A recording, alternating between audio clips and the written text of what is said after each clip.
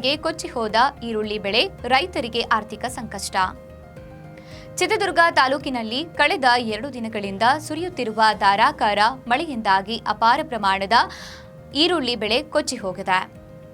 ಮೇ ತಿಂಗಳಲ್ಲಿ ಉತ್ತಮ ಮಳೆಯ ನಿರೀಕ್ಷೆಯಲ್ಲಿ ಹೆಚ್ಚು ಪ್ರಮಾಣದಲ್ಲಿ ಈರುಳ್ಳಿ ಬಿತ್ತನೆ ಮಾಡಿದ್ದ ರೈತರು ಉತ್ತಮ ಲಾಭದ ನಿರೀಕ್ಷೆಯಲ್ಲಿ ಇದ್ದರು.